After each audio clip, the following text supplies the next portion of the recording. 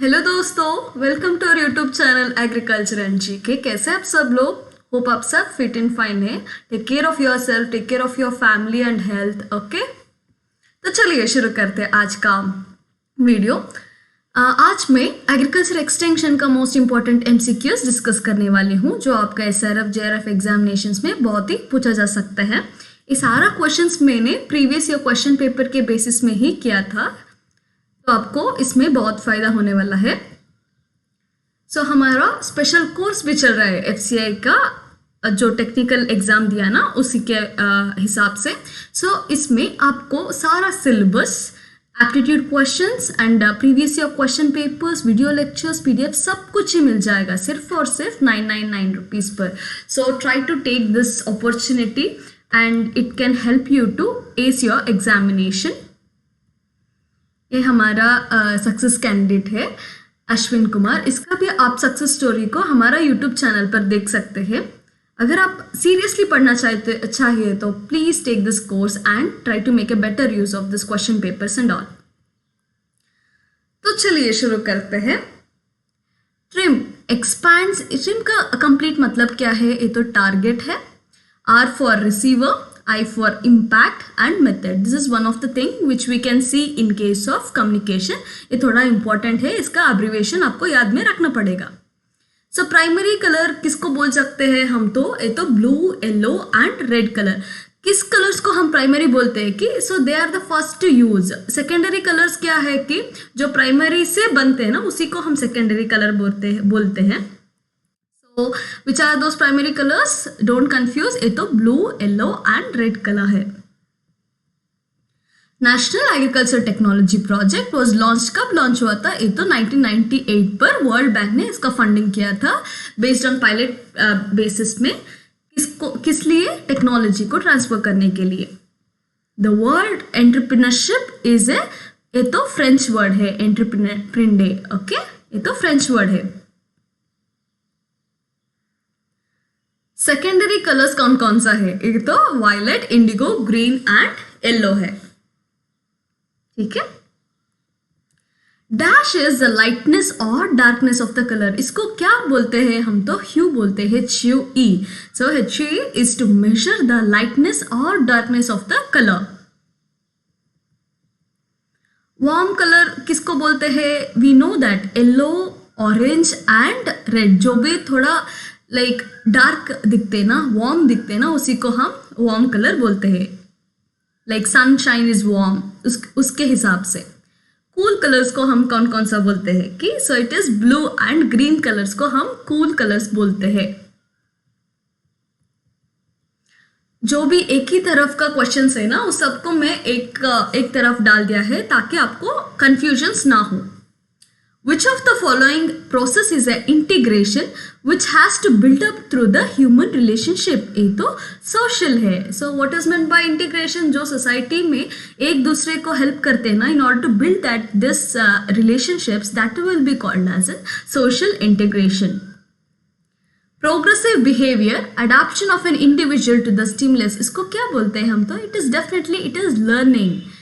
So stimulus आप confuse मत होइए, ये तो परसिविंग नहीं है, लेकिन we are trying to adapt an individual. किससे होते हैं अडेप्टेशन? तो लर्निंग से होते हैं। ठीक है।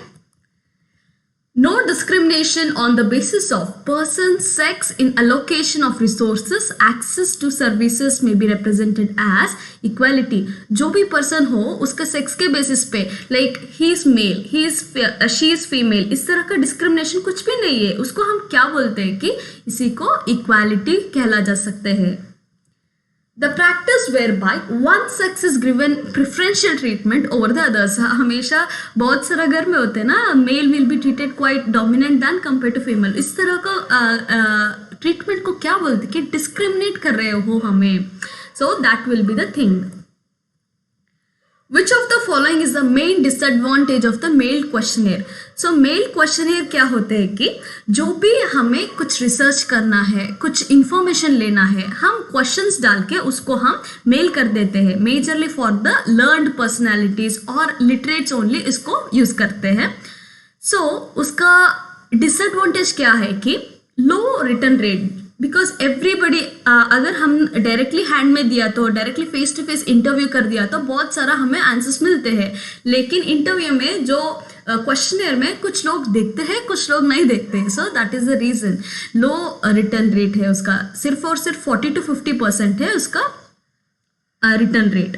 Okay, that is answering rate 40 to 50% है बस। An exact test for testing the independence of attributes in contingency table of order 2 cross 2 ये तो probability of configuration के कैलकुलेट करने के लिए यूज करते हैं।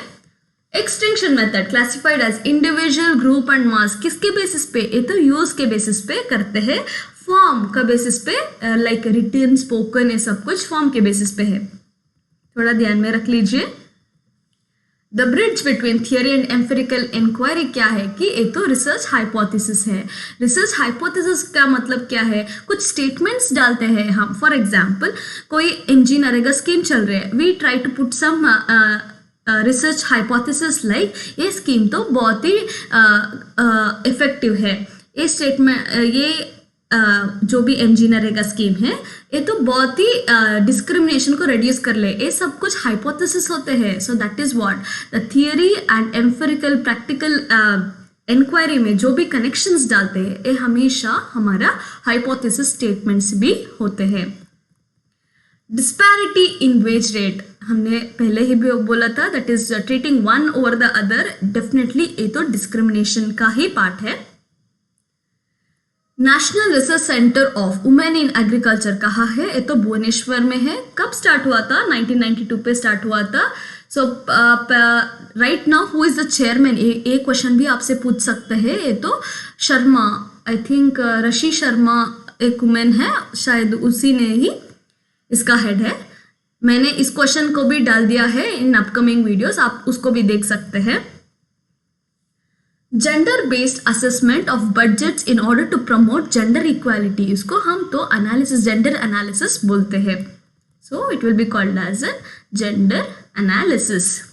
One example of gender neutral programme कौन सा है कि एमजी नरेगा प्रोग्राम है। शायद आप वुमेन हो या मैन लेबरर हो, आपको इक्वल वेज ही पे करेगा, ना कि man will be paid for 350 and women will be paid 250, ऐसा कुछ भी नहीं है। एमजी नरेगा प्रोग्राम में आप कितना दिन वर्क करती हो सबको इतना ही अमाउंट देने वाला है गवर्नमेंट ने। Expansion of freedom of choice and action में बी सिंक्रोनॉन विद, इसको हम एम्पावरमेंट बोलते हैं। सो जो एम्पावरमेंट का मतलब क्या है, जो आपका रिसोर्सेस है, जो आपका टैलेंट है, आप you are trying to make use of it best, so that you आप किसी के सामने जाकर ये पूछ नहीं रहे हैं। सो किसी के सामने आप हाथ नहीं फैला रहे ना, इसी को हम so the freedom of choice and action, जो आप करना चाहते हैं आप खुद कर रहे हैं, किसी का हेल्प नहीं दे रहे, इसी को हम एम्पावरमेंट बोलते हैं। So when was the women empowerment year was celebrated? 2001 में सेलिब्रेट होता है, स्टार्ट हुआ है एंड सेलिब्रेट भी होता है। इंटरनेशनल वुमेन वर्क कब सेलिब्रेट होता है, ये तो 1975 में स्टार्ट हुआ है।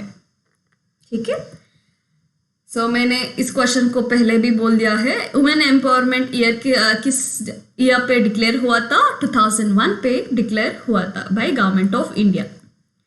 ढाकरा, that is development of women and children in the rural areas, इसको विच ईयर में लॉन्च किया था, ये तो 1982 पर लॉन्च किया है। स्वर्ण जयंती स्वरोजगार योजना कब स्टार्ट हुआ है, 1999 पर स्टार्ट हुआ है। उसको बेनिफिशियरीज को हम क्या बोलते हैं, स्वरोजगारीज बोलते हैं।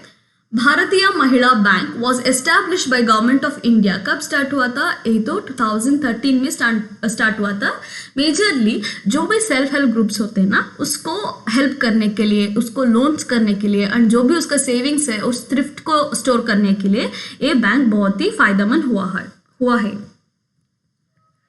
Involvement of women in decision making process of family planning, उसको हम क्या बोलते हैं, तो सोशल एम्पावरमेंट है ना, जो उसका सोसाइटी में इतना राइट्स दिया है, किस कौन सा राइट्स है, डिसीजन मेकिंग का राइट दिया है। The national commission for women was establish, कब स्टार्ट हुआ था, ये तो 1992 पे स्टार्ट हुआ था। Every member of the women self help group save certain amount of money, self help group में जो भी मनी सेव करते हैं उसको हम थ्रिफ्ट बोलते हैं, thrifting. It is option C. hierarchical system in which cultural, political, economic structures are dominated by males. ये तो पेट्रियार्की है. अगर हमें फीमेल को डोमिनेट करते हुए देखे तो ये तो मैट्रियार्कियल फैमिली होते हैं. प्लूरलिस्टिक का मतलब क्या है कि so more than one, like for example government and private together जब वर्क करते हैं उसको हम प्लूरलिस्टिक बोलते हैं. प्लूरल का मतलब क्या है? मोर देन वन, है ना. Which of the following terms refers to the individual beliefs and actions that are rooted in anti-female prejudice and stereotype beliefs? इसको हम individual sexism बोलते हैं. For example, इसका मतलब क्या है कि sexism का मतलब जो हमारे अंदर कुछ डालते रहते हैं. For example women's are meant only for the household purpose, जो भी हाउस होल्ड वर्क के लिए उसी के लिए वुमेन्स है. एंड उसको बाहर जाकर वर्क नहीं करना पड़ेगा, वही वर्क नहीं करना चाहिए. ये सब कुछ प्रिजुडाइज है. क्यों इस तरह कहते हैं?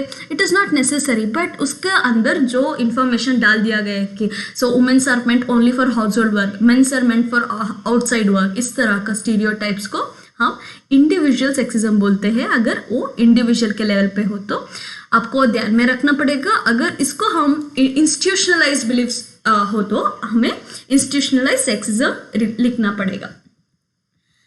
Reservation of seats for women in panchayat Raj institution seeks to ensure क्या है? तो हमें वुमेन्स को पब्लिक लाइफ में पार्टिसिपेट करने के लिए उस रिजर्वेशन को दिया है 73rd अमेंडमेंट में.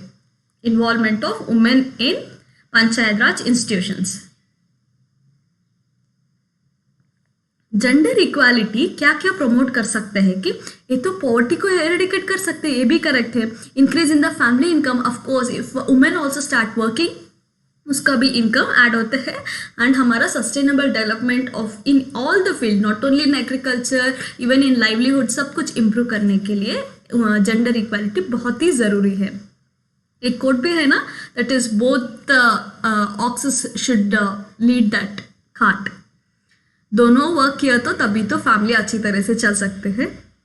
Development planners thought that the women are the social service, ये तो कंज्यूमर्स है. Option B.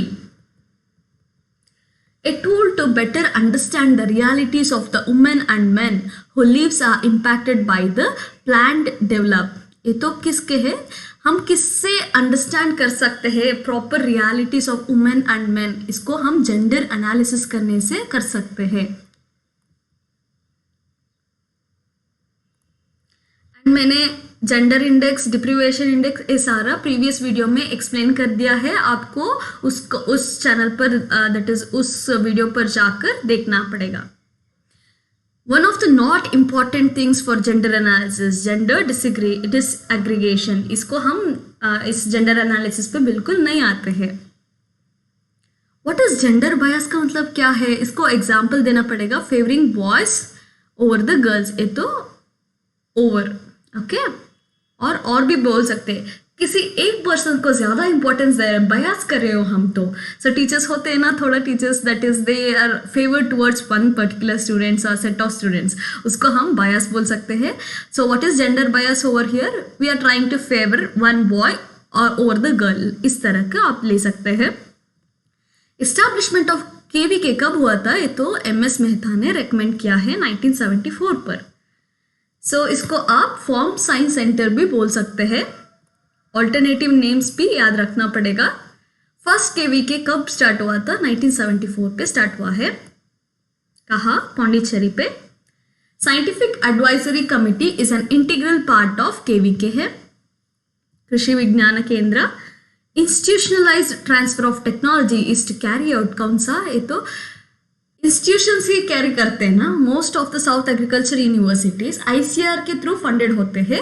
So these are the institutions which will be providing services.